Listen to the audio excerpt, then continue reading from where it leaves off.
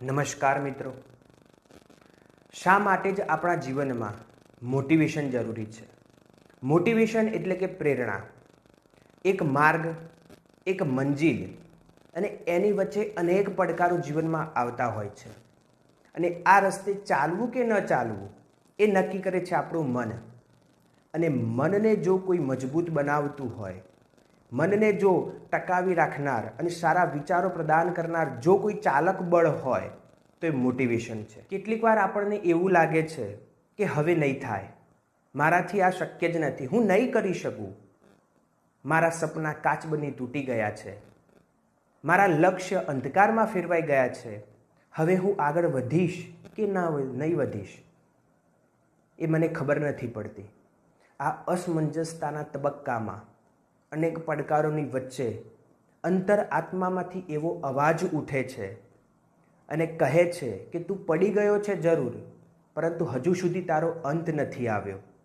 અને આ અંતર આત્મામાંનો અવાજ એ મોટિવેશન છે.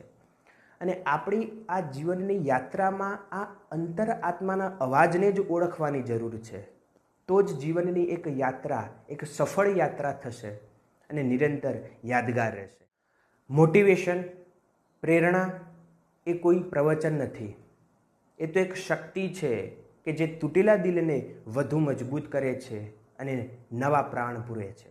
જીવનમાં જ્યારે જ્યારે થાકી જવાય ત્યારે એક વાત હંમેશા યાદ રાખજો, હજુ મારા સપના જીવતા છે, હજી પણ હું યોદ્ધા છું.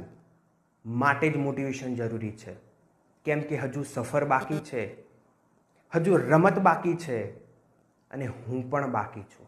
અંતે મિત્રો એટલી જ વાત કરવા માગું છું કે જો તમને પણ યોગ્ય લાગતું હોય કે જીવનમાં પ્રેરણા જરૂરી છે, મોટિવેશન જરૂરી છે, તો કોમેન્ટમાં લખો કે હજુ મારા સપના બાકી છે, હજુ મારા સપના જીવિત છે અને મારા સપનાને હું જીવવા માગું છું અને હું તૈયાર છું, એવી કોમેન્ટ જરૂર કરજો.